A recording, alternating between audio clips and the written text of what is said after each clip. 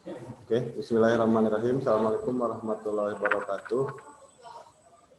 Waalaikumsalam warahmatullahi wabarakatuh. Waalaikumsalam warahmatullahi wabarakatuh. Salatu wassalamu ala asrofil anbiya'i wal mursalin wa ala alihi washabihi ajmain. Amma ba'du. Puji syukur kita panjatkan pada kehadirat Ilahi Robbi yang telah memberikan nikmat sehat pada kita semua ya, sehingga sekarang kita bisa melaksanakan perkuliahan kedua pada mata kuliah geografi kebencanaan. Jadi nanti kita akan membahas terkait materi yang pertama ya, karena kemarin pertemuan pertama kita membahas tentang orientasi perkuliahan. Jadi materi yang pertemuan kedua kali ini kita masuk ke materi utamanya. Jadi saya ucapkan selamat datang juga kepada mahasiswa dari kampus Tadulako ya kalau tidak salah, dari UNS Solo yang sudah bergabung, yang mengontrak mata kuliah kampus Merdeka kalau tidak salah. Jadi sekarang di sini kita ada 3 kampus ya, Unsil, kemudian Tadulako dan UNS. Semoga bisa bersinergi dalam melaksanakan mata kuliah kali ini. Nah, untuk Pak Haji Nadi mungkin nanti akan bergabung karena setahu saya tadi ketemu di jurusan, beliau sedang membantu akreditasi di jurusan pendidikan fisika. Jadi mungkin agak telat bergabung. Seperti itu. Nah, ada yang tanyakan dulu sebelum kita memulai? Mangga.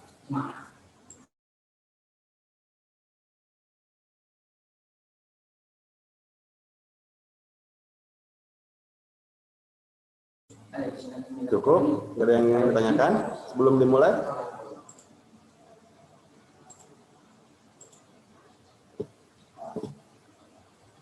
Oke.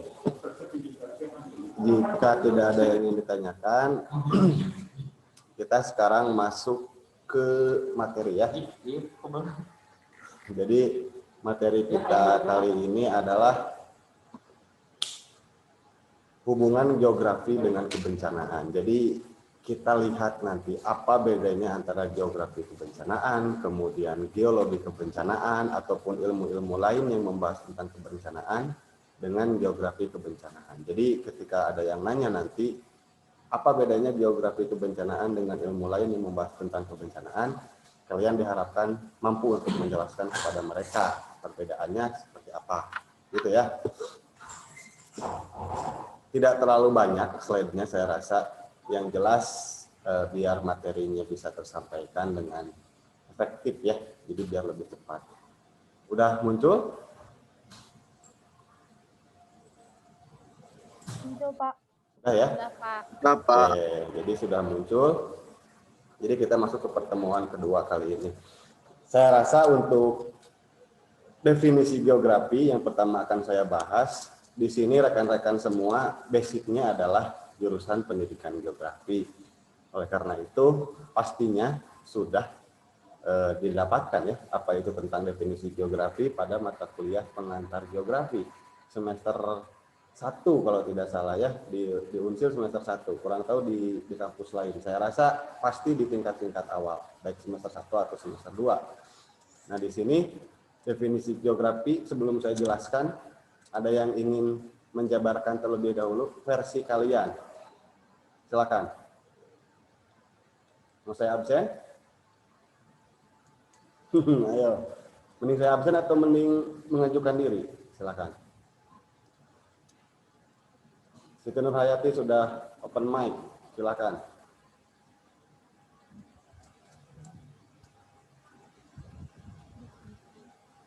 Halo? Iya Pak, halo. Silakan, apa definisi geografi versi Anda?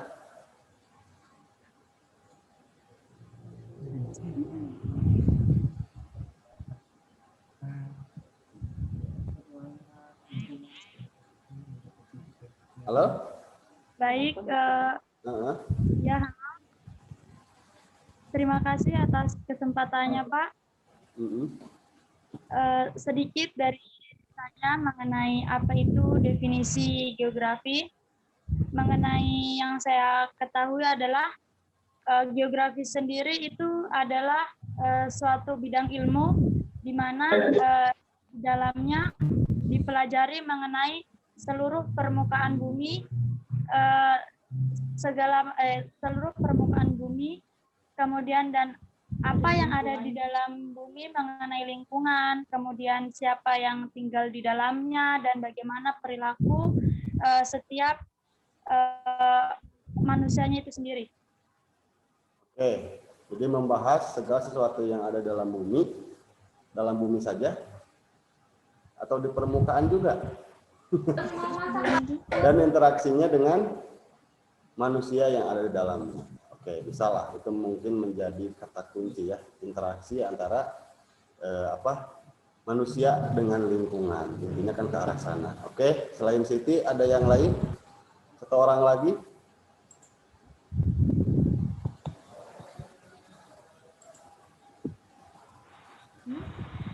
Enggak terlalu banyak. Normala, hadir Normala?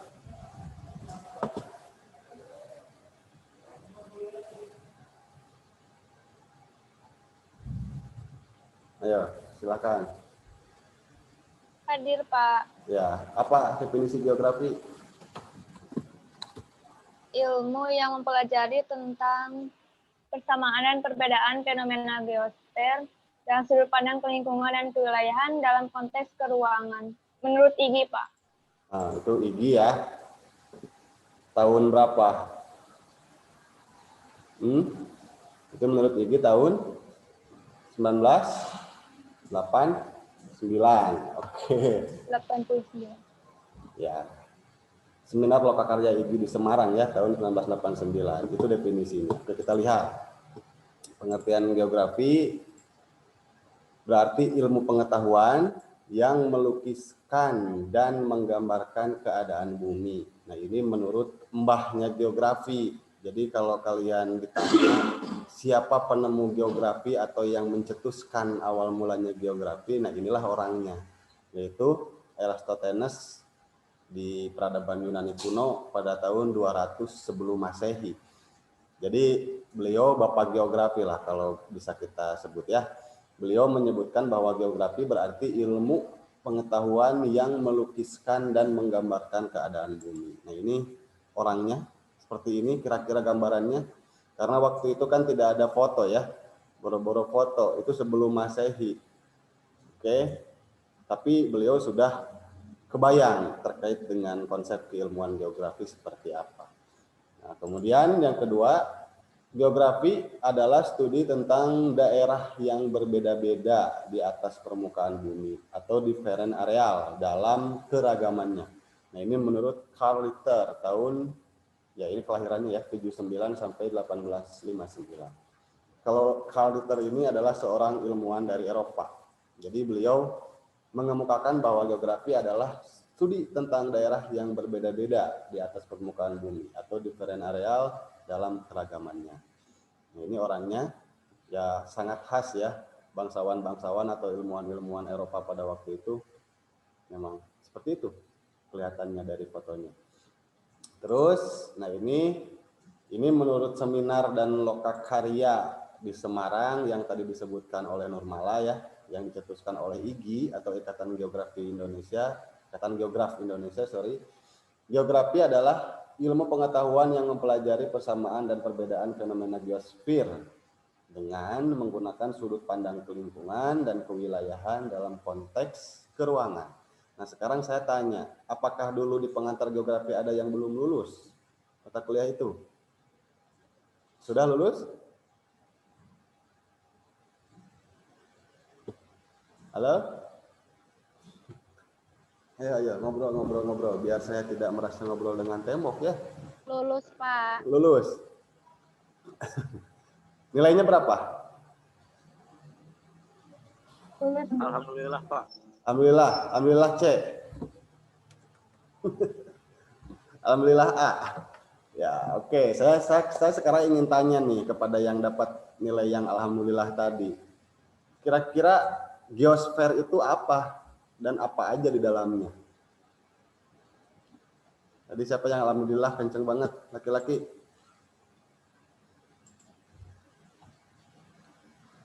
Halo? Menghilang? Laki-laki tadi? Halo? Rizky? Halo Pak. Ya, silahkan. Apa geosfer itu? Ruli? Menurut saya mah geosfer itu kenampakan fisik permukaan bumi Pak. Penampakan fisik permukaan bumi. Yakin?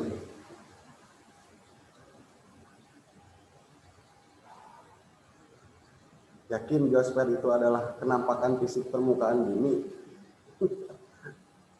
Ayo sambil mengingat Insya Allah kembali. yakin Pak.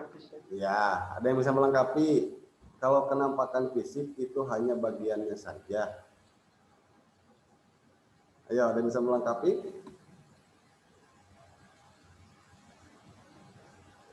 Masa mata kuliahnya kan udah lulus. Alhamdulillah katanya nilainya ya. Ditanya geosfer nggak tahu. Kalian kan geografi. Ayo. Vina, Aulia. Tapi sedang mencakup keseluruhan komponen fisik dan non-fisik, Pak. Fisik dan non-fisik. Apa aja? Lapisan geosfer itu ada apa aja? Ya, yang ada di permukaan bumi. Permukaan saja.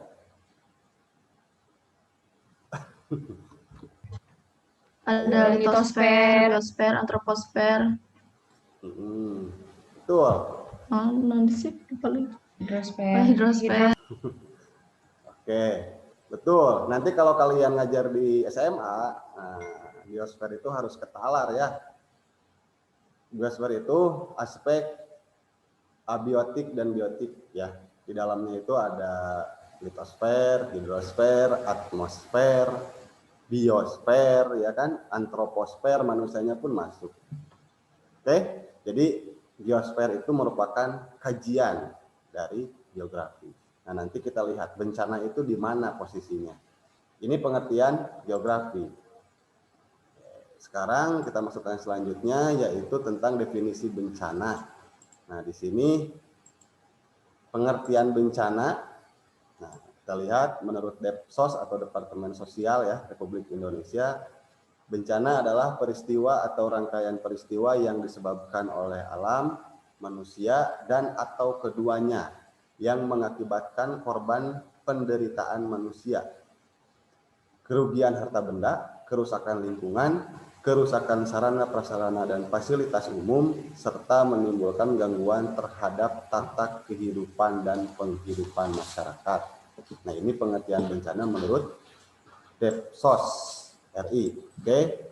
Kemudian yang selanjutnya menurut Undang-Undang Nomor 24 Tahun 2007 tentang penanggulangan bencana, peristiwa atau rangkaian peristiwa yang mengancam dan mengganggu kehidupan dan penghidupan masyarakat yang disebabkan baik oleh faktor alam dan atau faktor non-alam maupun faktor manusia, sehingga mengakibatkan timbulnya korban jiwa, kerusakan lingkungan, harta benda, dan dampak psikologis.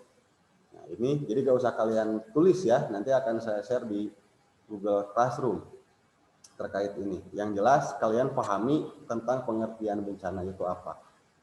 Pengertian ketiga, ini menurut Ken tahun 94, bencana adalah suatu gangguan serius dari fungsi-fungsi masyarakat yang menyebabkan kerugian-kerugian material dan manusia yang luas yang melebihi kemampuan dari masyarakat yang terlanda bencana untuk bisa mengatasi dengan hanya menggunakan sumber dayanya sendiri.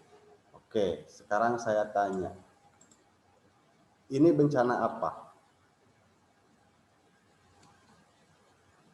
Tsunami, Pak. Tsunami ya? Di mana? Tsunami Aceh. Di Di Aceh. Pak. Oke, kenapa yakin di Aceh? Kenapa gak berpikiran ini di Jepang gitu? Atau di Palu misalnya? Ayo. Karena dekat pantai Pak. Nah, iyalah, tsunami kan dekat Aceh, pantai. Pak. Ada yang jemput karena dekat Kelihatan pantai. masjid itu Pak. Ada masjid yang masih kokoh Pak. Oke, siapa tahu kan di Jepang ada masjid yang masih kokoh, atau di Palu juga sama. Di Aceh, Pak. Yakin ya? Betul, betul, itu di Aceh. Karena ini memang foto yang sudah banyak beredar di media sosial maupun di televisi kan, terkait kejadian tsunami Aceh tahun 2006. Ini menunjukkan bahwa kekuatan tsunami pada waktu itu memang sangat dahsyat. Kalau tidak salah ketinggiannya bisa 3 kali tinggi pohon kelapa, katanya ya, kata orang penyintasnya atau yang mengalaminya sendiri di sana. Gitu. Tapi yang menjadi keajaiban justru di sini bisa terlihat masjid seperti yang tidak tersentuh sama sekali. Itu mah wallahu alam ya. Mungkin keajaiban Tuhan. Oke. Nah, sekarang kalau yang ini kira-kira apa? Gambar kedua.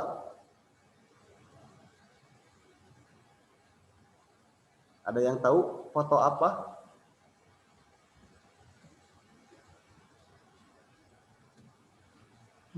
Meteor kayaknya, Pak. Kayaknya ya. Yakin? Atau kawah gunung api misalnya? Atau meteor?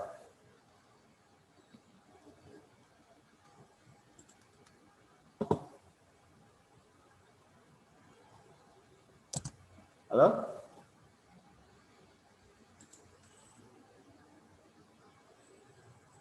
Halo? Sorry. Lost koneksi ya barusan. Sudah nyambung kembali? Sudah bagus belum?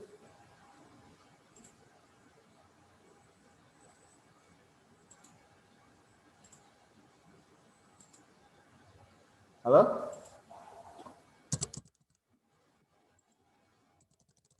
Ada, Pak. Ada ya? Ada, Pak. Oke, kita baru masuk ke foto yang kedua. Itu kira-kira foto apa?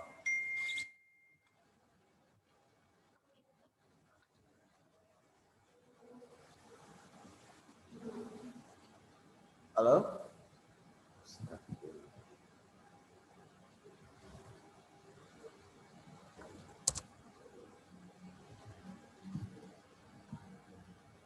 Halo? Ada, Pak. Iya, ada apa itu foto apa?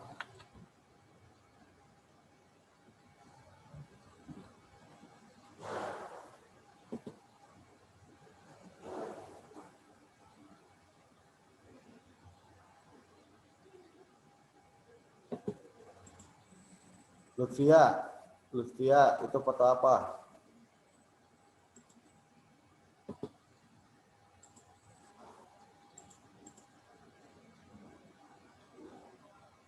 Halo? Halo, Pak. Itu foto apa?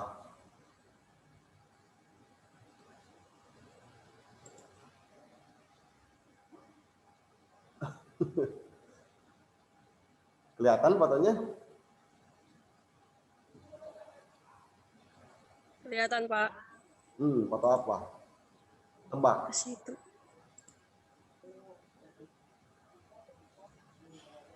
Cekungan bukan, Pak. Cekungan, ya. Cekungan apa?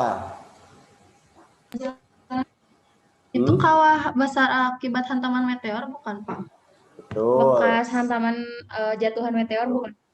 Ya, itu bekas jatuhan dari meteor. Lokasinya di Arizona, ya, Amerika Serikat. Yang ingin saya tanyakan, apa bedanya kejadian jatuhnya meteor ini dengan tsunami yang tadi? Bisa disebut bencana nggak dua-duanya? Atau hanya salah satunya saja yang disebut bencana? Ada yang bisa ngasih keterangan? Kalau menurut saya, Pak, kan tsunami tadi merugikan manusia, baik harta benda manusianya sendiri ataupun kehilangan kehilangan nyawa. Nyawa. Terus kalau misalkan ini kan di tempat-tempat yang jauh dari peradaban, Pemukiman. pemukiman. Jadi bukan bisa Tidak. disebut Tidak merugikan manusia gitu. Oke. Tapi ini juga bisa disebut nggak tahu sih kalau enggak sih peristiwa mungkin, Pak, kalau jatuh meteor. Iya, peristiwa. Tsunami juga peristiwa, betul. Tapi antara tsunami dan jatuhnya meteor tersebut, apakah dua-duanya bisa disebut bencana atau tidak, gitu kan yang menjadi pertanyaan.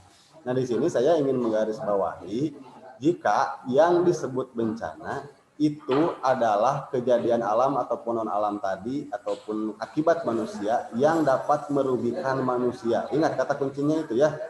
Ketika ada dampaknya ke manusia dalam hal harta benda misalnya ataupun kehilangan nyawa ya, nah itu baru bisa disebut bencana gitu. Jika peristiwa tersebut tidak mempengaruhi terhadap manusia, itu bukan bencana, itu hanya kejadian biasa saja. Gitu. Bisa dipahami nggak? Misalnya ada longsor besar di pegunungan Himalaya sana di Nepal. Kemudian longsor es tersebut tidak berdampak kepada siapa-siapa gitu kan. Kemudian tidak ada yang dirugikan juga. Nah, itu bukan termasuk bencana gitu ya. Tapi hanya sekedar peristiwa atau kejadian saja gitu. Bisa membedakan? Insya Allah bisa, Pak. Insya Allah bisa ya. Nah, sekarang foto ketiga. Ini kelihatan. Ini gunung apa? Ada yang tahu? Ini Gunung Anak Krakatau ya di Selat Sunda. Ketika gunung tersebut meletus, kira-kira bencana atau bukan?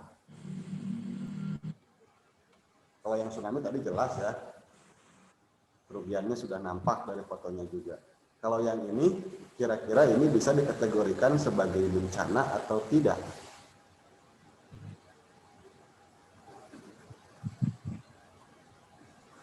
Siapa yang ingin berpendapat?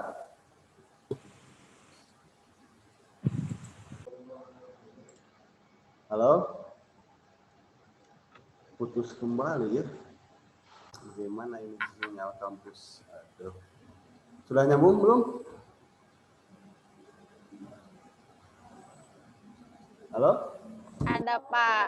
Ada ya? Barusan kita Halo, sudah ada, Pak. Sudah nyampe kemana barusan?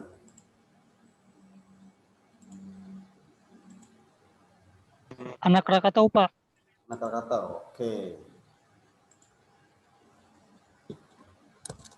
Nah, ini Anak Krakatau, kira-kira itu bentuk bencana atau bukan?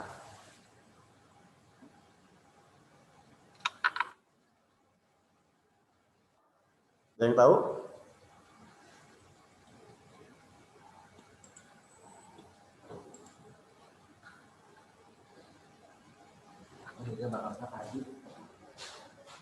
Kenapa? Kenapa masih bingung? Saya kan udah menjelaskan.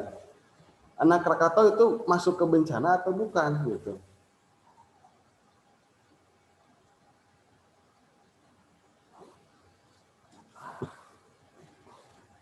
Halo, suara saya terdengar? Putus-putus, Maaf, Pak. Pak. Suaranya Putus-putus. Suaranya putus-putus, Pak. Suaranya putus-putus, Oke, Pak. bentar saya Tapi putus-putus, Pak. ganti jaringan dulu ya.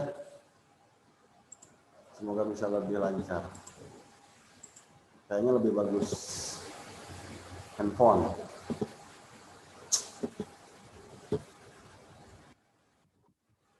Oke, sekarang sudah lancar?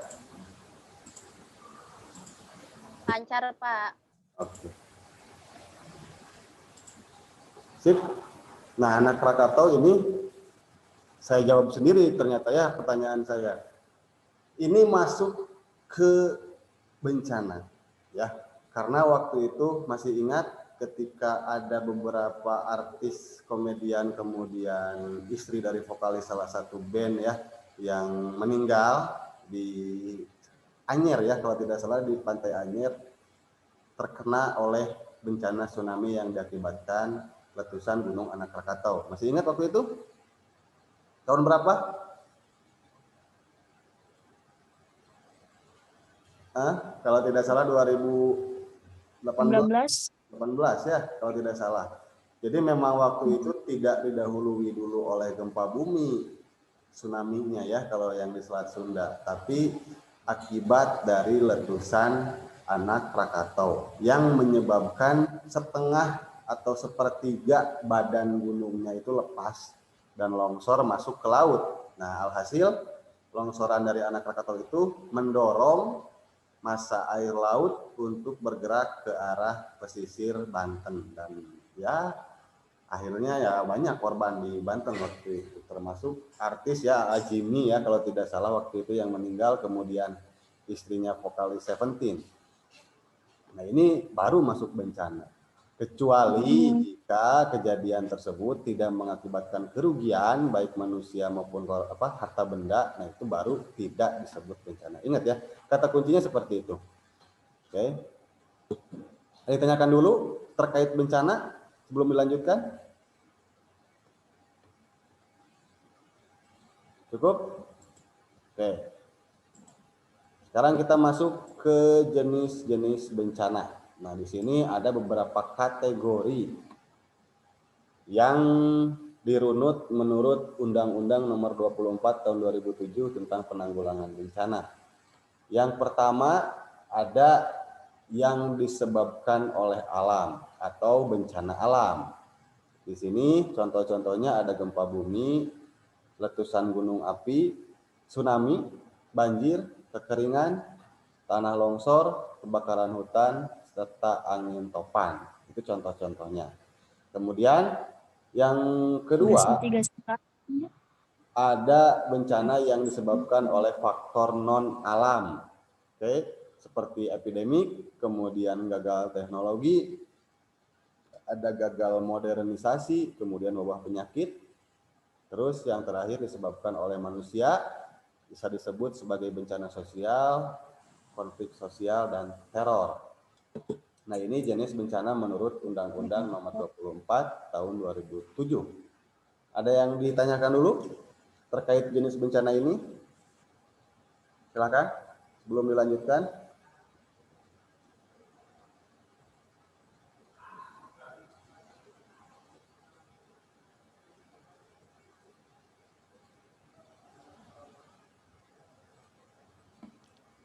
Saya izin bertanya. Silakan. Mengenai gagal modernisasi itu seperti apa ya, Pak? Gagal modernisasi. Modernisasi, iya. Gagal modern. Contohnya gimana? Kira-kira menurut Anda? Atau saya yang harus memberi contoh?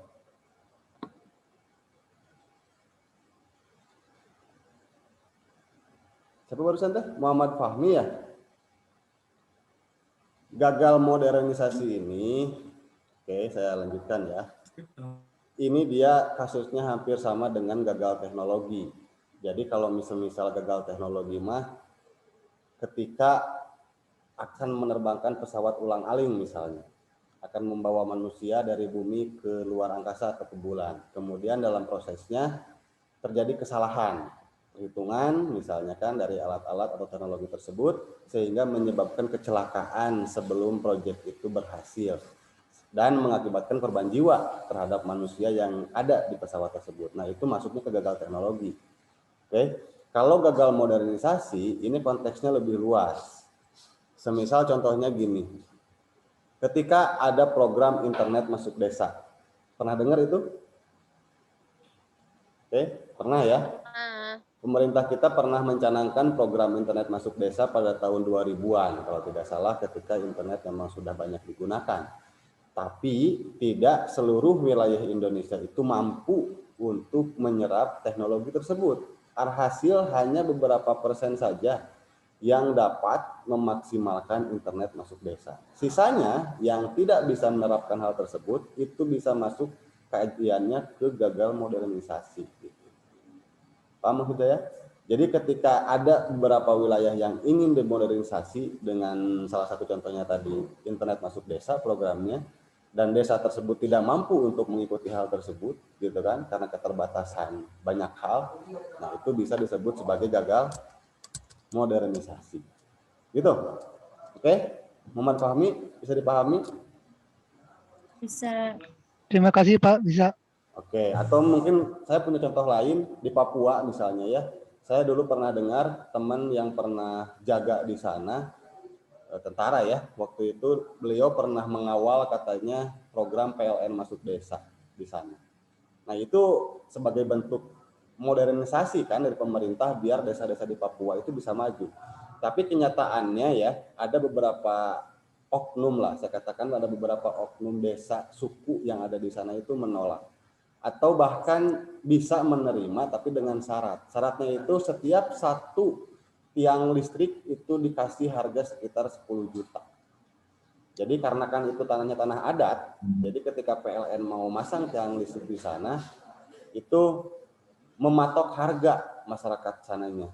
Jadi satu tiang listrik itu 10 juta. Nah disitulah kan pihak PLN mungkin tidak ada anggaran untuk hal tersebut. Makanya kegiatan modernisasi atau PLN masuk desa di sana tidak berhasil. Nah, itu bisa masuk ke gagal modernisasi juga kategori ini. Gitu ya maksudnya. Oke, ada lagi yang ingin ditanyakan? Terkait jenis bencana menurut undang-undang ini?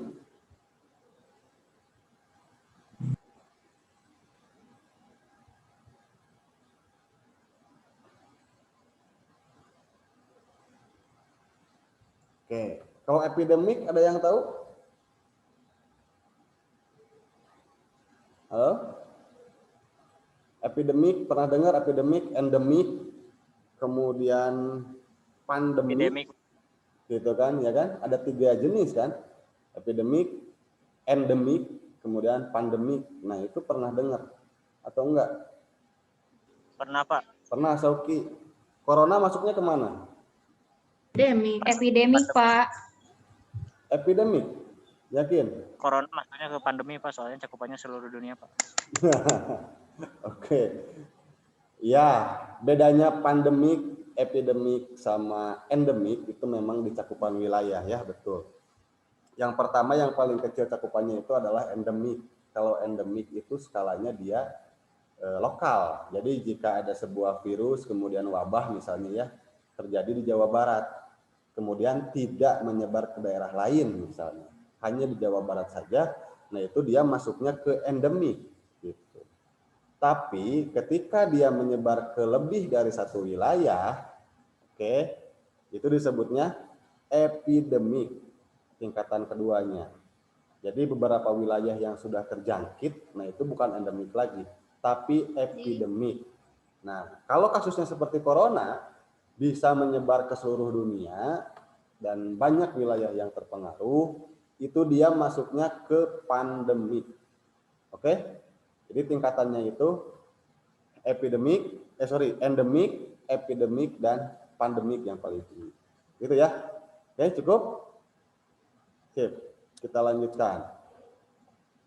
Ini jenis-jenis bencana menurut apa ya disebutnya? Menurut jenis penyebab lah, jenis penyebab yang dirunut dari keilmuan masing-masing. Oke, yang pertama ada bencana geologi. Nah, ini sering diungkapkan ya. Ada gempa bumi, kemudian tsunami, longsor, dan gerakan tanah. Nah, kenapa disebut bencana geologi? Karena penyebabnya ya, itu sumbernya bisa sama, yaitu gejala geologi dari sebuah wilayah. Atau kadang-kadang diakibatkan oleh pergeseran lempeng awal-awalnya ya. Nah ini contohnya. Apa nih? Foto apa? Tsunami, Pak. Di mana nih? Tsunami, Di Aceh? Pak. Di Aceh Di bukan? Jepang, Pak, Jepang. Oke. Di Jepang. Betul. Nah ini tsunami di Jepang kemarin-kemarin ya yang sempat ramai. Karena justru pada waktu itu dari awal terjadinya gempa ya sampai tsunami-nya datang itu terekam dengan jelas di kamera-kamera yang tersebar di sana. Nah, ini cukup mengerikan juga. Padahal di sana itu mereka sudah siap dengan tanggulnya ya. Ini tuh kenapa dia bisa sangat tinggi seperti ini karena terbatasi oleh tanggul dulu. Tapi tetap aja si ketinggian airnya bisa melebihi tanggul ya. Manusia hanya bisa merencanakan tentunya. Dan Tuhanlah yang menentukan itu. Oke, yang kedua ada bencana hidrometeorologi. Nah, kalau yang ini contohnya itu banjir, topan, banjir bandang, kemudian kekeringan. Nah, kalau hidrometeorologi itu berhubungan dengan air dan udara ya, atau atmosfer lah ya. Jadi bencana-bencana yang berhubungan dengan air dan atmosfer. Ada yang bisa membedakan banjir dengan banjir bandang, bedanya apa? Atau ada yang ketiga, banjir rob. Nah, apa bedanya? Kalau banjir rob itu naiknya air laut. Banjir rob itu naiknya air laut. Boleh. Terus banjir?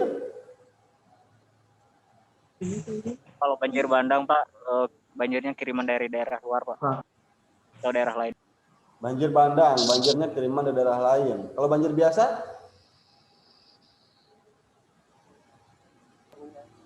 Dari loka sungai, kayaknya Pak, kayak dari sungai Loka yang meluap Pak. Sungai lokal yang meluap. Banjir Jakarta banjir apa? Kata Bapak Banjir Anies mah genangan, Pak. Pak. Banjir Genangan. genangan. Berarti banjir biasa ya. Nah, tadi Sauki ya. Sauki, banjir bandang itu banjir kiriman. Betul. Tapi konteksnya itu lebih ke daerah yang memang dekat dengan ke hulunya ya. Kalau Jakarta pun itu sebetulnya masuknya ke banjir genangan, betul tadi. Dan di bagian pesisirnya ada yang masuk ke kategori banjir rob dari air laut yang masuk. Jadi memang betul kalau banjir rob itu adalah ketika air laut masuk ke daratan. Ya, faktornya banyak ya. Bisa juga disebabkan oleh turunnya permukaan tanah karena pemakaian air tanah yang berlebihan. Itu pun bisa mengakibatkan banjir rob. Terus kalau banjir biasa itu adalah banjir genangan, betul. Nah kalau banjir bandang itu banjir secara tiba-tiba dan langsung besar, merupakan kiriman dari daerah hulu biasanya, gitu. Dan membawa material-material kayu-kayuan, akar-akaran, gitu kan, dan segala macam yang terbawa. Itu banjir bandang. Kalimantan. Kalimantan, boleh. Nah ini apa ini? Topan. Topan itu masuknya ke jenis bencana hidrometeorologi juga. Nah ini kira-kira di Indonesia ada gak yang seperti ini? Susah Pak.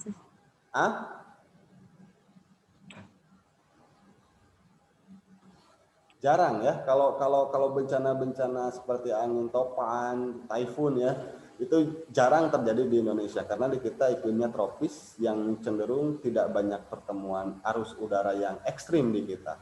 Berbeda dengan di daerah-daerah subtropis seperti di daerah lintang tinggi Amerika misalnya ya, atau di daerah Amerika Latin, itu sering sekali diterjang badai atau angin topan seperti ini. Kalau di kita jarang. Kalau di kita mah hanya angin ribut biasa ya.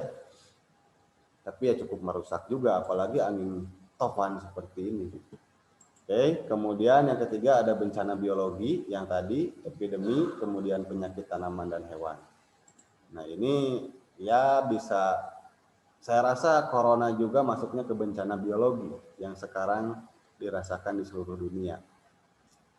Yang menjadi aneh itu kan bencana corona ini memang katanya ya dimulai oleh kajian di lab di Cina ya, yang melakukan kajian terhadap senjata biologi kalau tidak salah, tapi terdapat kebocoran dan mengakibatkan sekarang di seluruh dunia terjangkit oleh penyakit corona ini.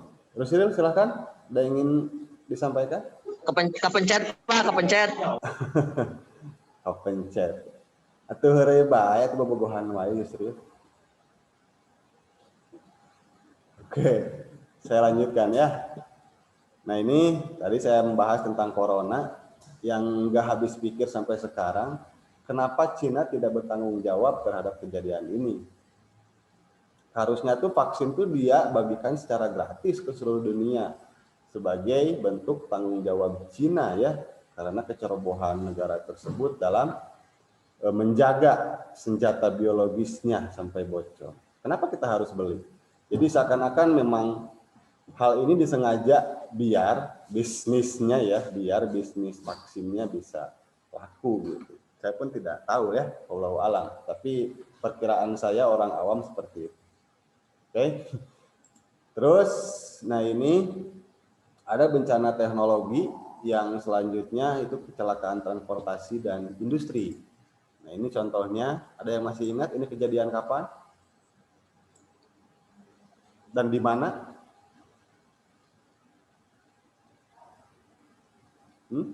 Pernah dengar kejadian ini? Ada yang pernah main ke Di Bali bukan, Pak? Ah, betul, Bali. Ada yang pernah main ke Bali? Di bandara. Ngurah Rai? Itu kan Dekat bandara, Pak, pas mau landing. Ya betul, kasusnya memang seperti itu. Jadi ketika pesawat tersebut ingin landing, ya mungkin ada beberapa miss ya, atau kerusakan di pesawat, ataupun human error di sana terjadi. Akhirnya pesawat tidak bisa turun langsung ke landasan, tapi turunnya ke laut. Gitu. Nah, ini betul terjadi di Bandara Ngurah Rai Bali. Kalau yang kalian pernah main ke sana pakai pesawat, Bandara Ngurah Rai itu memang di pinggir laut banget gitu. Jadi memang posisinya berbatasan laut langsung dengan pantai. Ya salah satu hikmahnya seperti ini. Ini bencana yang mengandung hikmah ya. Hikmahnya itu ketika jatuh pesawatnya terkena badan air ya tidak terlalu rusak. Beda dengan jatuh ketika menghantam tanah ya, gitu. Ya terkecuali kalau kejadian yang kemarin, itu mah jatuhnya hancur lebur yang di Jakarta itu, pesawat yang kemarin, karena mungkin kecepatannya berbeda. Oke, itu kecelakaan atau bencana geologi. Kemudian ada bencana lingkungan. Di sini jenisnya bisa kebakaran hutan, kemudian penggundulan hutan, yaitu berarti yang berhubungan dengan lingkungan yang ada di sekitar kita, gitu ya. Nah, ini pengundulan hutan ya di Kalimantan, dan mungkin di beberapa daerah di Sulawesi dan di Jawa pun sama seperti ini saya rasa. Jadi jika dilihat yang warna hijau itu hutan yang tersisa, dan kemudian yang sudah berwarna coklat itu merupakan bekas hutan yang sudah dideforestasi atau yang sudah ditebang dengan kepentingan-kepentingan yang tidak bertanggung jawab. Itu.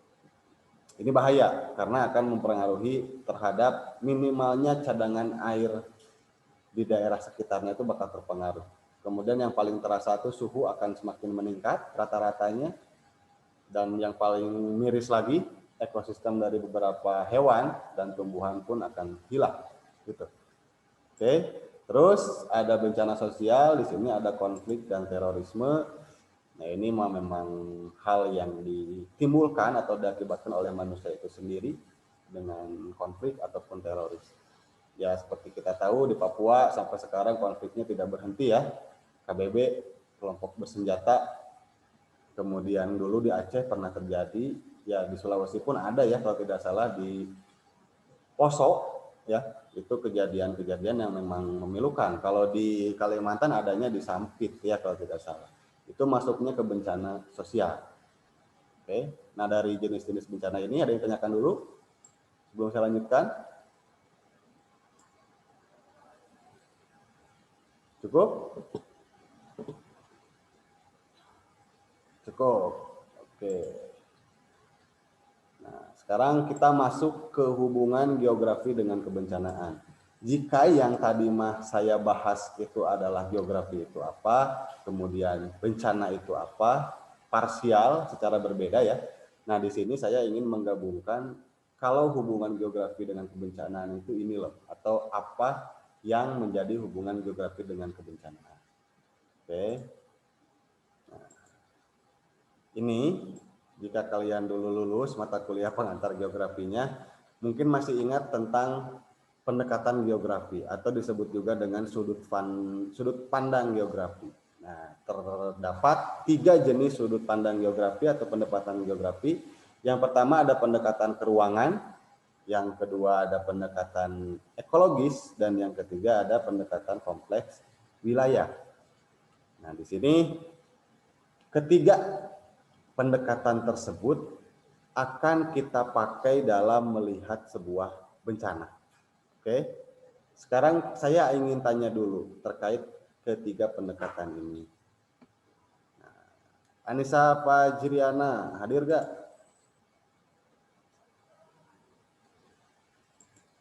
Anissa. Hadir, Pak. Hadir ya. Anissa, ya. Pendekatan keruangan itu seperti apa? Pendekatan keruangan itu seperti pendekatan spasial gitu, Pak. Misalnya di suatu wilayah. Seperti itu, Pak. Pendekatan keruangan itu pendekatan spasial, ya itu kata lain ya. Contohnya apa gitu? Betul spasial. Contohnya apa?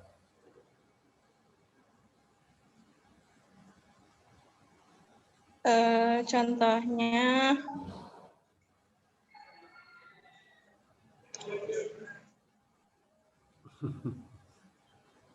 Oke. Anissa mau menunjuk siapa untuk melengkapi? Silakan. Saya tidak akan ini. Silakan. siapa? Neng Cindy. Neng Cindy. Oke. Neng Cindy hadir?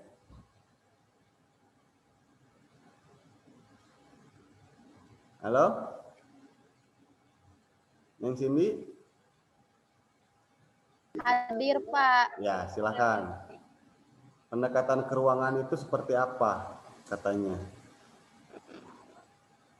Ruangan itu merupakan suatu pendekatan yang mengkaji tentang aspek ruangan, misalnya banjir yang terjadi di Jakarta. Nah, Jakarta itu bisa dikategorikan sebagai ruang atau spasial. Singkat, padat, dan jelas.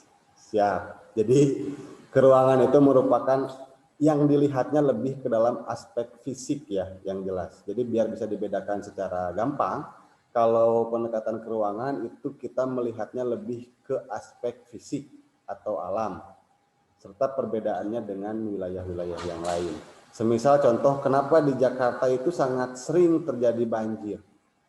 Kalau kita kaji dengan pendekatan keruangan, itu faktornya banyak. Salah satunya adalah menurunnya muka tanah misalnya.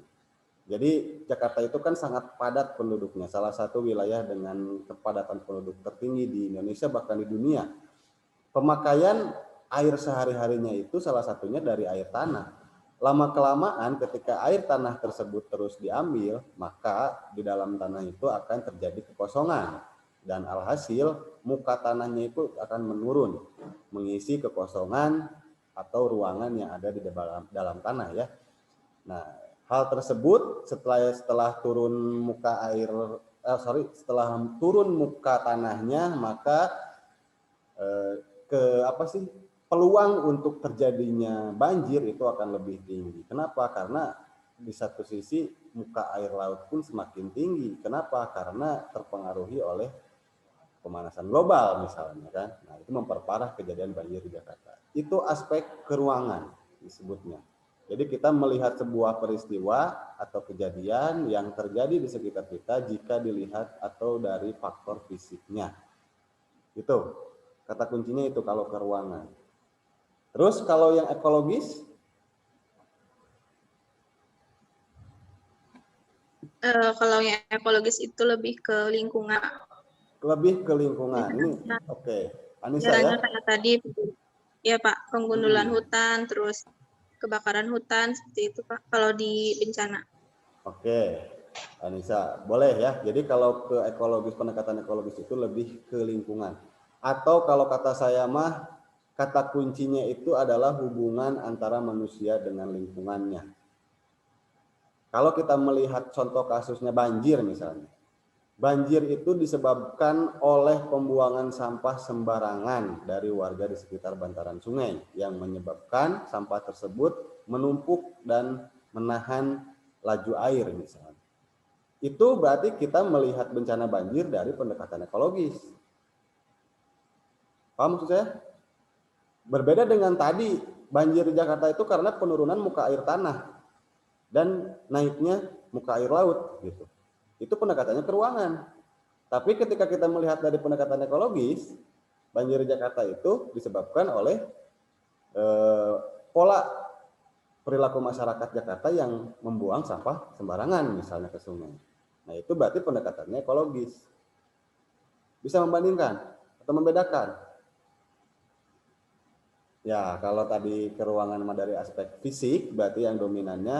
Nah, kalau ekologisme itu lebih ke aspek hubungan manusia dengan lingkungannya. Gitu ya. Yang terakhir yang kompleks wilayah. Silakan, ada yang mau menjelaskan itu apa? Kompleks wilayah. Pendekatan geografinya seperti apa?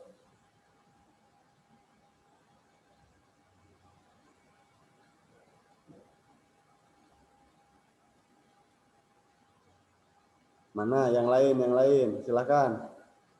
Yang belum. Dari 42 orang ini ada yang bisa? Firda dan Aan. Tuh, langsung cengharnya Firda dan Aan. Silakan. Kira-kira apa pendekatan kompleks wilayah itu?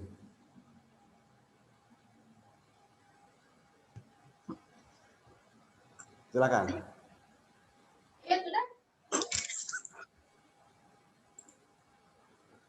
Halo?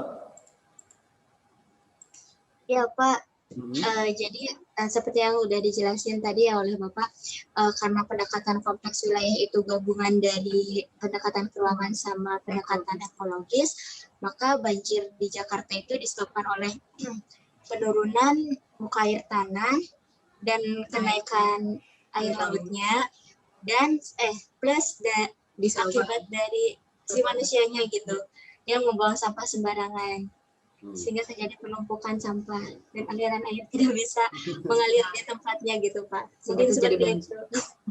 Oke, berarti memang lebih kompleks ya. Berarti faktor fisik, kemudian faktor manusia terhadap lingkungan, itu semuanya terbahas pada pendekatan kompleks wilayah. Jadi memang pendekatan kompleks wilayah itu lebih menyeluruh. Kalau di prinsip mah kayak prinsip ekologi ya. Prinsip horologi. Kalau kalian tahu, prinsip itu kan ada 4, ada deskripsi, distribusi, interrelasi, dan horologi. Nah, prinsip horologi itu ya kurang jauh ataupun hampir sama dengan pendekatan kompleks wilayah di pendekatan geografi. Jadi mencakup semua, gitu. Betul. Jadi memang kalau kompleks wilayah itu lebih memandang ke aspek fisik dan manusia serta lingkungan. Jadi menyeluruh. Betul. Nah, kemudian setelah itu, jika kita kaitkan dengan bencana, nah ini kejadian bencana di Indonesia tahun 2020. Coba dari kalian, siapa yang bisa menggabungkan atau memberi contoh, selain contoh yang tadi sudah kita bahas ya, banjir Jakarta, kita ambil contoh kasus bencana yang lain yang ada di Indonesia dengan menggunakan pendekatan geografi yang 3 itu. Yang pertama dari pendekatan ruangan, kemudian pendekatan ekologis, dan pendekatan kompleks wilayah. Silakan. Mau saya tunjuk? Kira-kira yang belum? Eka? Eka hadir? Ya, silakan Eka. Yang kenceng, suaranya pelan.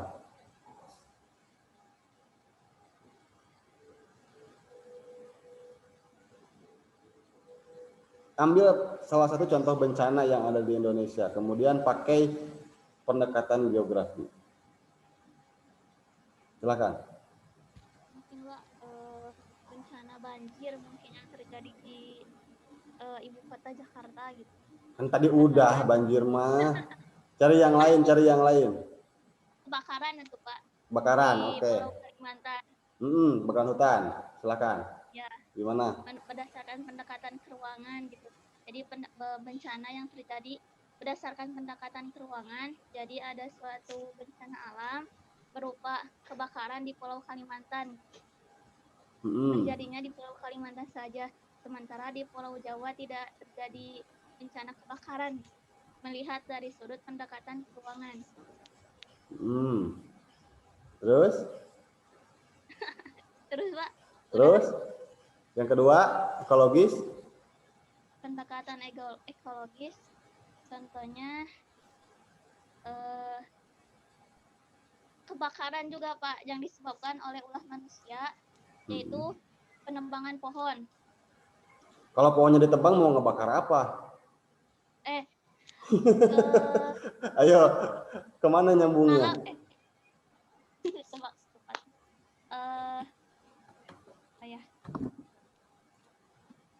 Oke lah, ganti yang lain. Kira-kira kamu mau nunjuk siapa? buat menjelaskan pendekatan ekologis? Ruli, Pak. Ruli Ronaldo, silakan. Hadir, Pak. Ya, mangga. Melanjutkan penjelasan dari TK tadi mengenai pendekatan ekologis, di mana pendekatan ekologis ini merupakan pendekatan yang menekankan hubungan antara makhluk hidup dengan lingkungannya. Ya, tadi dicontohkan bahwa adanya kebakaran hutan di Kalimantan. Dalam sudut pandang pendekatan ekologis sendiri, manusia itu sendiri yang membakar pohon yang ada di Kalimantan. Jadi bisa diketahui bahwa pendekatan ekologisnya yaitu manusia sebagai pelaku yang membakar hutan, dan pohon yang ada di hutan tersebut merupakan komponen lingkungan itu sendiri.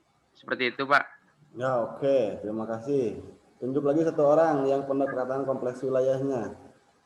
Fahmi, Pak. Fahmi Riyad, Pak. Perempuan dong, perempuan. Oh, perempuan. Bentar, siapa, Pak?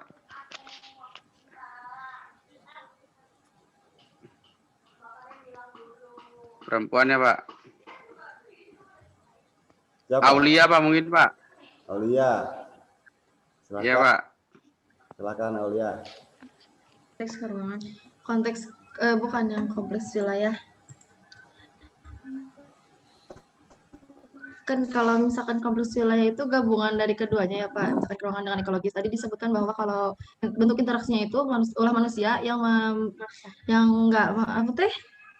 membakar hutan secara sengaja untuk membuka misalkan lahan baru untuk perkebunan sawit. Nah, itu bentuk interaksi manusia dengan ekologisnya. Nah, untuk keruangannya itu di Kalimantan sebagai ruangnya. Oh ya, sebagai kewilayahannya. Nandai Bapin. Ya, oke lah. Mungkin kalau dirangkai seperti itu ya kata-katanya.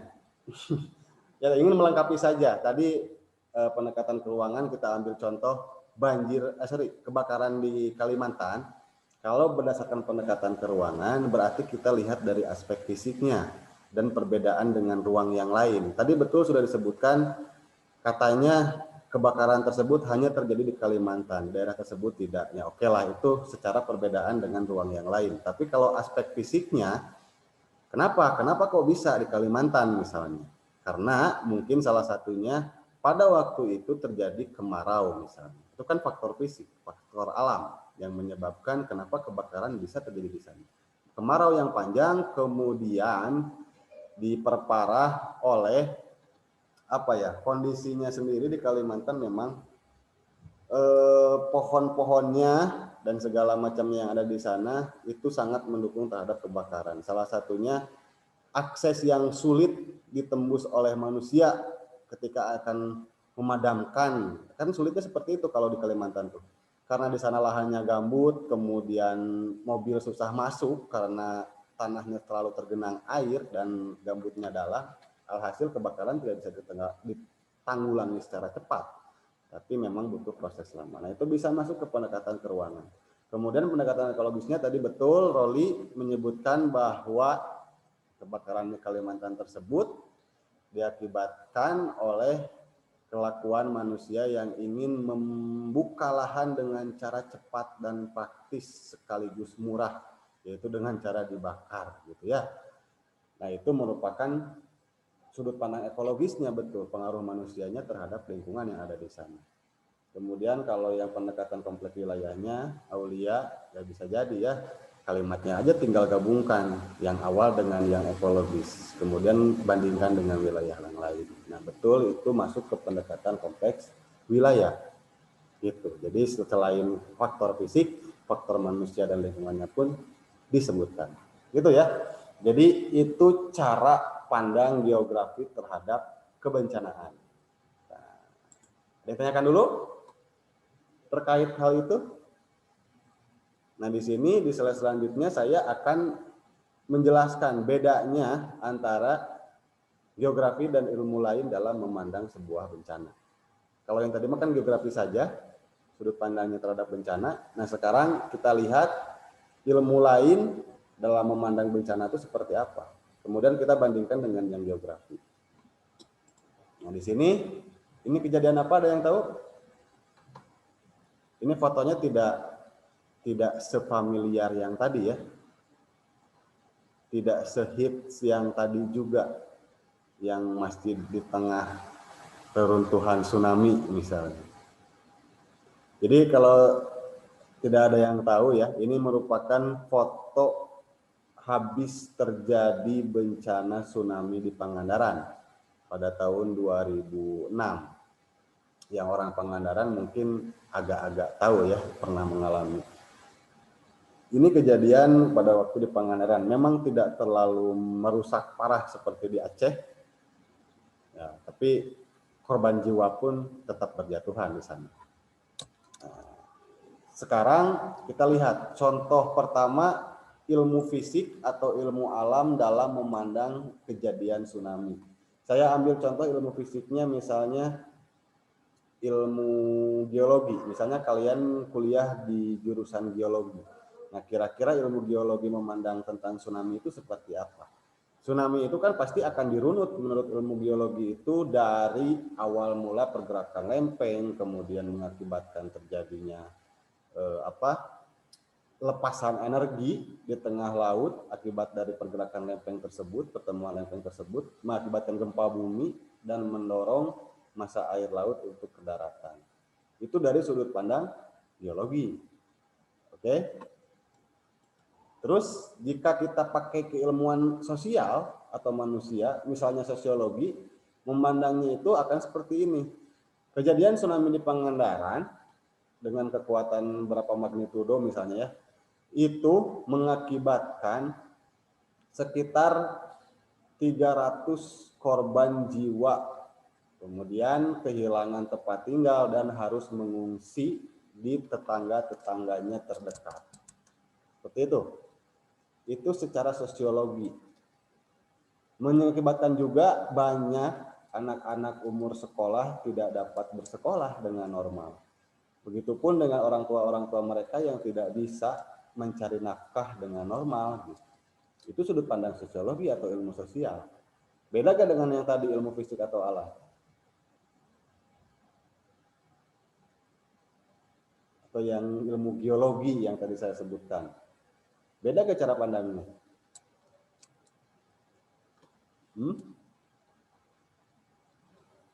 Beda ya? Terus kalau kita pakai ilmu geografi, mandangnya seperti apa?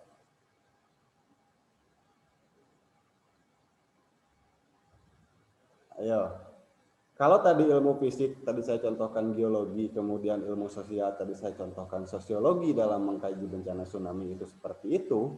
Kalau geografi, itu dia memandangnya lebih ke seluruh aspek yang dikajinya. Aspek fisiknya disebutkan, kemudian dampak sosial ekonomi budayanya pun disebutkan dalam geografi. Gitu. Misalnya gini kalimatnya, tsunami di Pangandaran itu kekuatannya sekitar 6,7 skala Richter magnitudonya. Kemudian diakibatkan oleh pertemuan antara lempeng Eurasia dan lempeng Indo-Australia yang ada di Samudra Hindia dan mengakibatkan naiknya permukaan air laut setinggi 3-5 meter ke permukaan atau ke pantai yang ada di pesisir selatan Jawa. Kejadian tersebut mengakibatkan korban jiwa sebanyak 300 orang. Selain itu, banyak dari anak-anak usia sekolah tidak dapat melanjutkan sekolahnya, kemudian orang tuanya pun tidak bisa melanjutkan pekerjaan. Alhasil mereka harus mengungsi ke tempat-tempat tetangganya atau keluarga-keluarga terdekat yang tidak terdampak oleh bencana tersebut. Nah, itu baru sudut pandang geografinya muncul. Jadi kalau sudut pandang geografi itu dia dua aspeknya atau aspek fisik dan aspek manusianya itu muncul dalam melihat sebuah bencana. Paham maksud saya?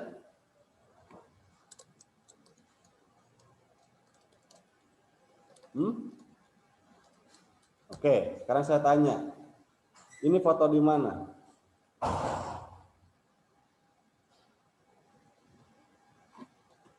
Ada yang tahu?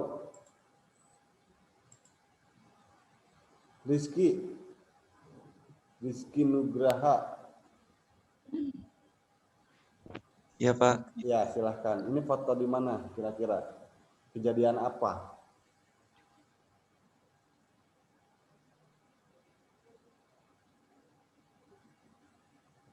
Sepertinya gempa Pak atau longsor. Sepertinya gempa atau longsor.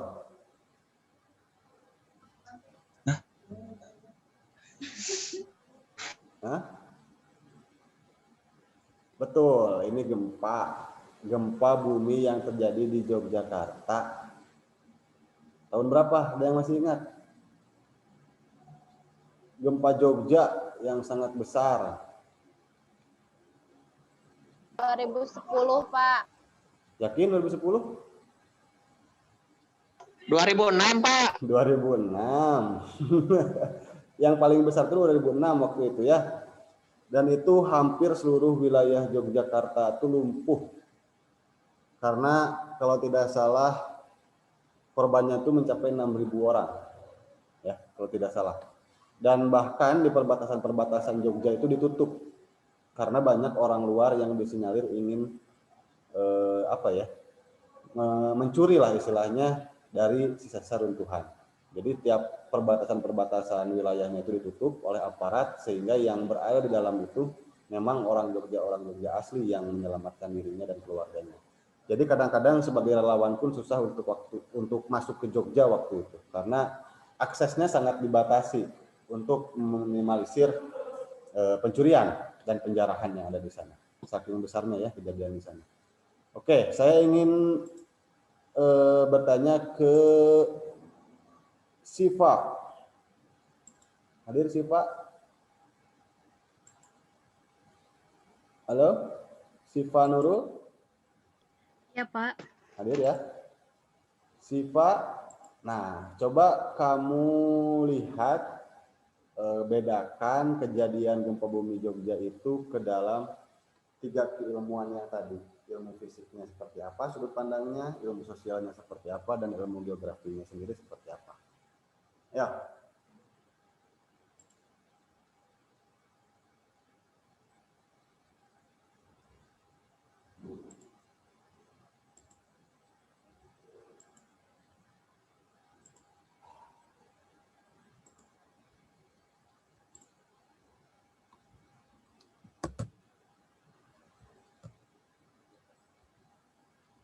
Halo, Siva?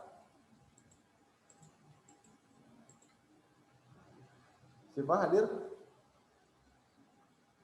Hilang. Oke, sambil menunggu. Nia. Nia hadir?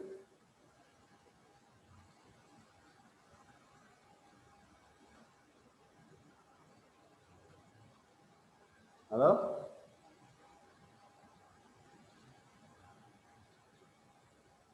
Ya.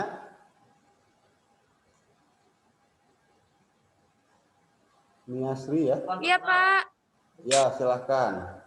Coba kaji terkait kejadian gempa di Jogja dengan 3 keilmuan yang berbeda.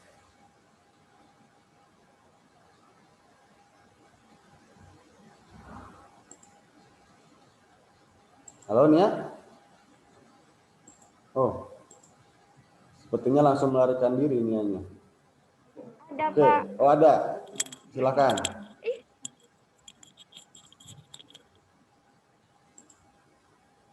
Gimana Nia?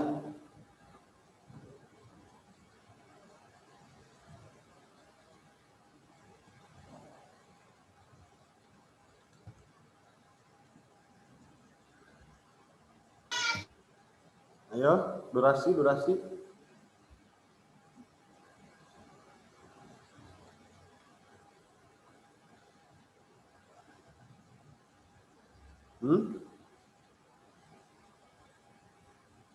Ya.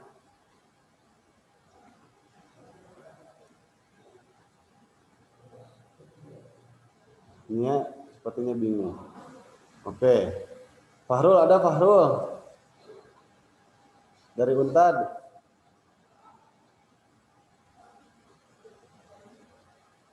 Halo?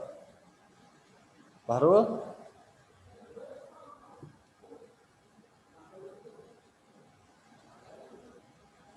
Tonia?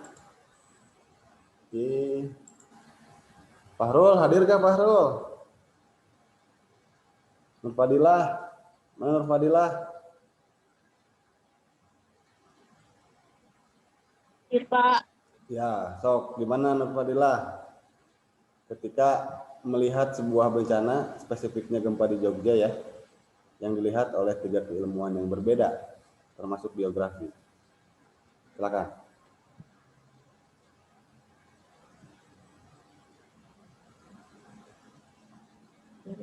Kalau dari geografinya Pak, kita bisa melihat kalau terjadinya gempa itu akibat pergeseran lempeng, sedangkan kalau dari ilmu sosialnya, yang mana gempa itu sangat mempengaruhi manusia di satu wilayah tersebut karena sudah kehilangan tempat harta benda dan tempat mereka. Itu Halo? fisik kerusakan lingkungannya. Ya begitu, Pak. Oke, ya berarti jika dilihat dari ilmu fisik, kita hanya membahas tentang faktor alamnya saja yang mengakibatkan kejadian itu terjadi, kemudian berdampak terhadap apanya juga terhadap faktor alamnya di sana. Kalau ilmu sosial berarti dampaknya kepada manusia itu seperti apa dalam tata kehidupannya, kemudian segala macamnya yang berhubungan dengan manusia. Nah, kalau di ilmu geografi itu kedua-duanya kita bahas dan masukkan ya, walaupun tidak terlalu mendalam ya, akan tetapi geografi itu menyeluruh, faktor fisik atau alamnya ada, kemudian ilmu sosialnya pun ada. Nah, gitu. Oke, ini kejadian yang terakhir. Gimana nih? Terima kasih Fadilah ya. Lanjutkan ke foto yang ketiga. Ini di mana kejadiannya? Longsor Sumedang, Pak. Longsor. Oke, betul. Longsor Sumedang atau di kecamatan apa ya kalau tidak salah. Itu memang dia lebih dekatnya ke Jatinangor dan Cileunyi kalau tidak salah. Ya. Jadi memang bukan di Sumedang kotanya, tapi dia lebih dekatnya ke Bandung. Nah, ini kejadian longsor ini jika dikaji oleh ilmu fisik atau ilmu sosial dan ilmu geografi itu seperti apa? Densa bisa melanjutkan? Silakan. Kalau dari segi ilmu fisik atau khususnya geologi mungkin Pak, daerah tersebut mudah gerakan tanah gitu Pak, karena melihat kondisi lapangannya itu cukup punduh ya, dibangun buat pemukiman seperti itu daerahnya. Untuk segi sosialnya bisa dikaitkan dengan ilmu ekonomi dan kesehatan, seperti kerugian ekonomi, kemudian korban jiwa, dan yang pastinya korban yang selamat itu dari segi ilmu sosiologisnya, psikologisnya bisa diterapkan bimbingan trauma healing seperti itu. Dan ilmu geografi keduanya digabungkan seperti itu Pak, kurang lebih. Oke, boleh ya, bagus. Jadi memang seperti itu cara pandangnya ketika kita melihat sebuah kejadian bencana. Sebagai orang geografi, kita harus mencakup keseluruhan. Jangan sampai kita mengaku orang geografi tapi melihat sebuah bencana itu hanya sektor fisiknya saja.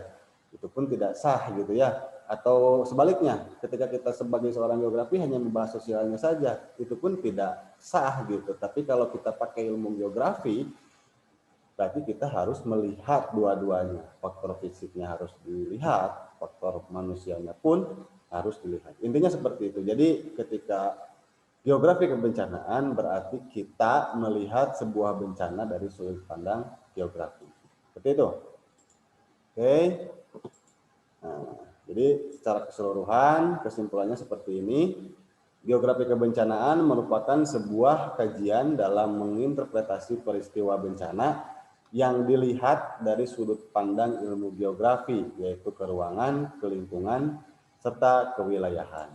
Itu ya. Jadi secara kesimpulannya, geografi kebencanaan merupakan sebuah kajian dalam menginterpretasi peristiwa bencana yang dilihat dari sudut pandang ilmu geografi, yaitu keruangan, kelingkungan, serta kewilayahan. Oke, ditanyakan dulu sebelum saya akhiri. Waktunya sudah mau habis.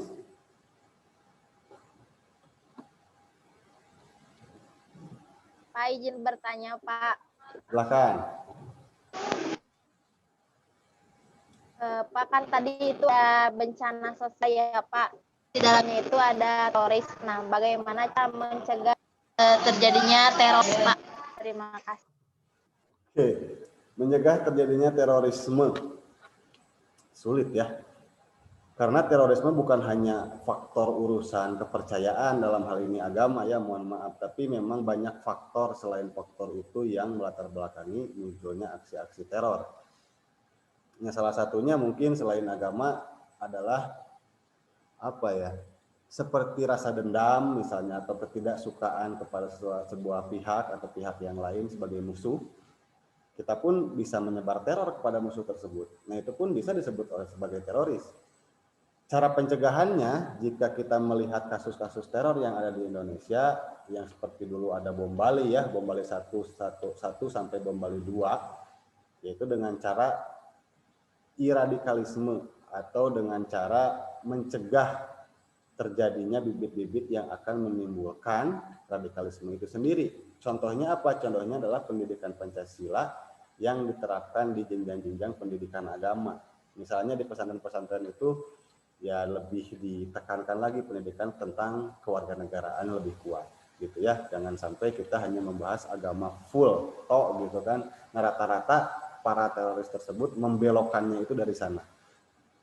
Bukan agama tidak baik ya, agama justru sangat baik jika kita lurus di sana. Tapi ketika itu sudah dibelokkan oleh kepentingan-kepentingan yang sudah tidak bertanggung jawab, dalam hal ini kepentingan teroris dan segala macam, itu sudah melenceng. Makanya di situ penguatan tentang pendidikan Pancasila di instansi-instansi keagamaan, dalam hal ini pesantren-pesantren, yang mungkin bisa menjadi salah satu solusi ya, agar kejadian teror-teror yang berbasis atau mengatasnamakan agama itu memang sudah tidak ada lagi di kita.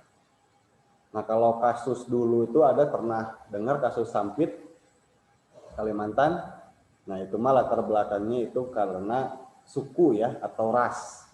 Di sana tuh kan yang bentrok itu adalah suku apa yang di Kalimantan teh? Dayak dengan pendatang dari Madura kalau tidak salah. Jadi ya mungkin suku Dayak sebagai orang pribumi awal-awalnya ya merasa terusik atau bagaimanalah ceritanya, saya kurang tahu mendalam juga. Yang jelas dengan kedatangan orang Madura itu mungkin menjadi sebuah menjadi musuh lah istilahnya bagi suku Dayak tersebut, sehingga terjadi konflik dan akhirnya di sana saling membunuh lah. Dan itu sangat banyak korbannya, sampai-sampai polisi dan tentara pun pada waktu itu cukup kewalahan.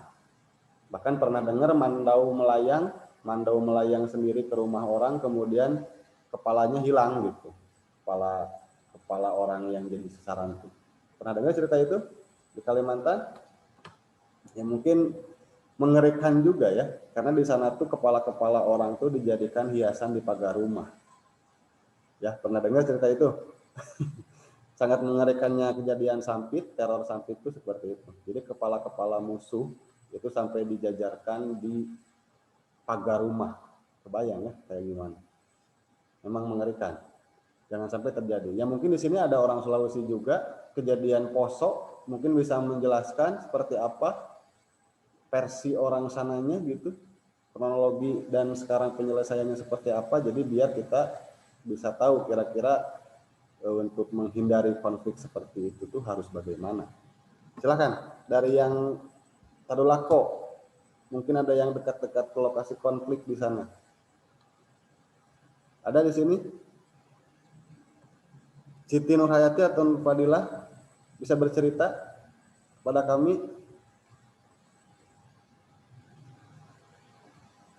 Halo?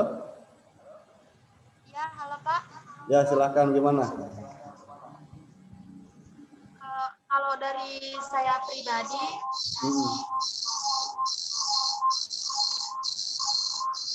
Itu mantul dengan yang Nurfadilah kayaknya tuh.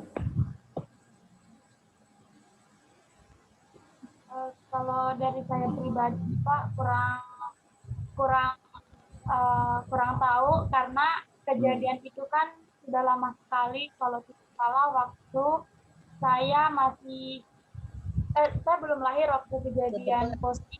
Cuman ada lagi kejadian waktu saya masih SD. Kalau tidak salah waktu itu saya sekitar kelas 5 atau kelas 6 SD. Di situ kerusuhan poso terjadi dan kerusuhan poso itu terjadi karena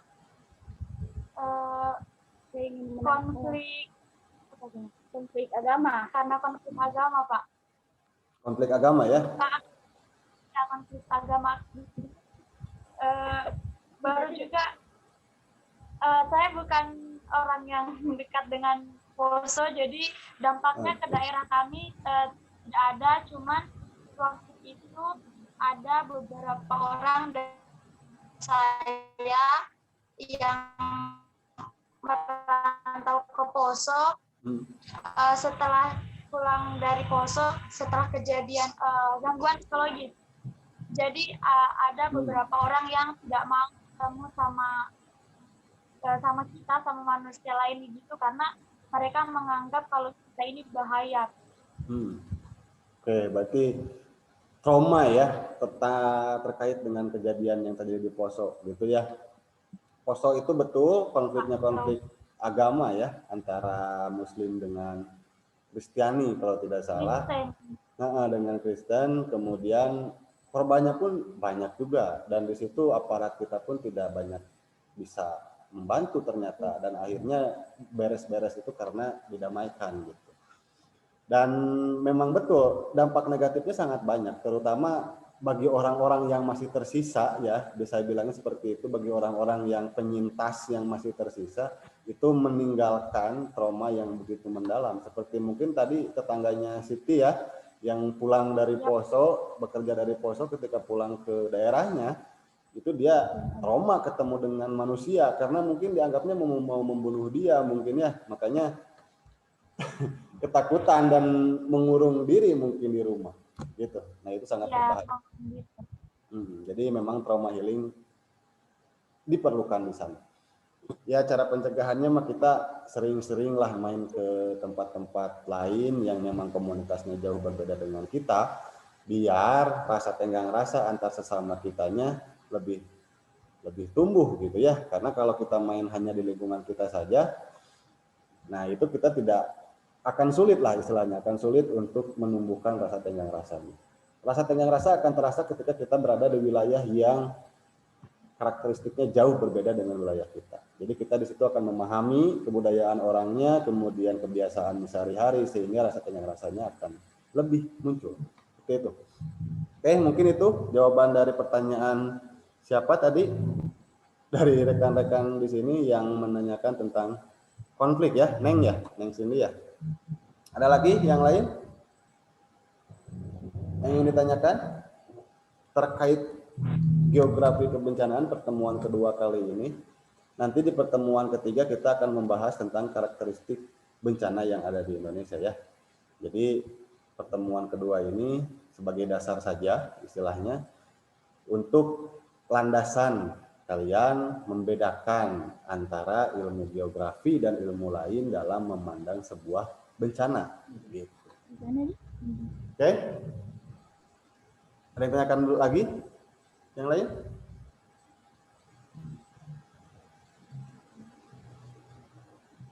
Cukup? Oke. Saya rasa cukup. Silahkan dibuka dulu videonya. Kita akan absensi dulu. Ya. Terkait tugas yang minggu kemarin sudah saya berikan, pembagian kelompoknya apakah sudah beres pembagian kelompoknya? Mulia bisa menjawab terkait hal itu? Belum di-share, Pak. Oh, Nurul? Kebetulan belum Pak. Iya tuh. Cepat ya. segera Iya, Pak, dibagi, segera, Pak. segera dibagi kelompoknya ke dalam 7 kelompok. Nanti yang dari kampus luar masuknya itu ke kelompok 1, kelompok 3, kelompok 5, dan kelompok 7. Karena kan berempat ya, berempat, 3 dari Tadulako dan 1 dari Solo, gitu. Nanti di random aja penempatannya ke kelompok ganjil, ya 1, 3, 5, dan 7. Nanti tugasnya adalah kalian membuat, sudah dikasih tahu tugasnya membuat apa? Sudah kan? Tugasnya nanti dikumpulkan sebelum UTS ya, masih lama sih. Yang jelas tentang kesiapsiagaan bencana atau mitigasi bencana terkait bencana masing-masing. Tergantung kelompoknya nanti kebagian bencananya apa. Intinya gitu ya. Berarti minggu depan lah, atau 2 hari dari sekarang saya sudah menerima list kelompoknya. Ya Nurul ya? Dan Aulia. Baik, Pak. Tinggal dibagi saja secara proporsional laki-laki dan perempuannya. Kalau yang dari Tadulako itu 2 perempuan, 1 laki-laki, dan dari Solo perempuan. Oke. Oke, terima kasih. Silakan buka videonya, saya akan screenshot.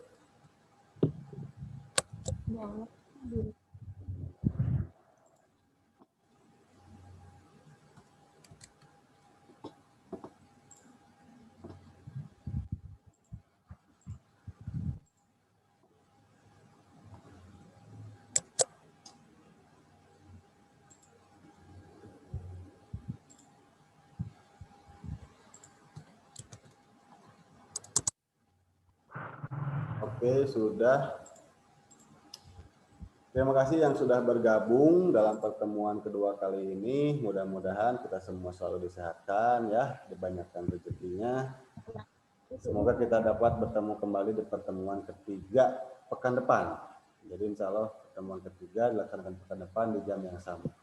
Mohon maaf apabila ada kesalahan. Video untuk pertemuan kali ini akan saya share di YouTube ya. Nanti linknya akan saya bagikan di grup. Jadi apabila rekan-rekan yang tadi ada yang tidak terlalu memperhatikan atau karena ada hal-hal yang lain, silakan untuk mengaksesnya di YouTube juga. Seperti itu.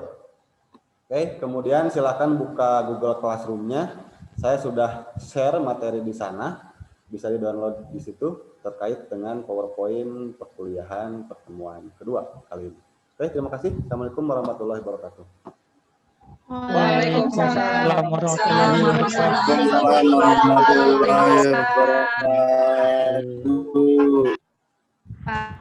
Yo, mangga, silakan. Terima kasih, Pak.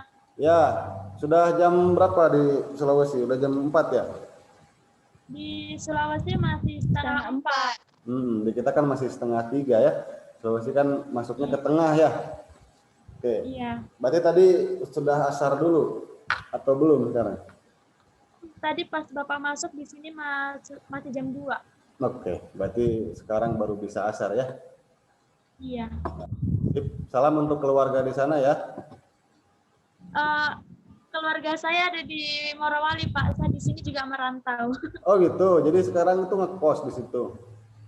Iya, di sini ngekos. Oke, berarti nggak pulang selama pandemi ini? Iya, nggak pulang. Sempat pulang waktu Lebaran. Setelah Lebaran ke sini lagi sampai sekarang. Oh gitu. Satu kontrakan juga dengan Nur Fadilah ya? Pak, beda Pak. Oh beda, tapi sekarang lagi main di sana. Sekarang lagi sama semua. Oke. Kenapa tidak pulang? Kan libur kampusnya juga kan?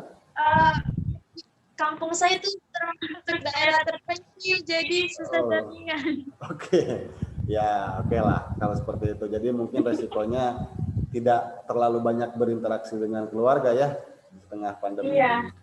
Ya, oke, sip. Semoga selalu kuat ya dan disehatkan. Oke, terima kasih. Amin.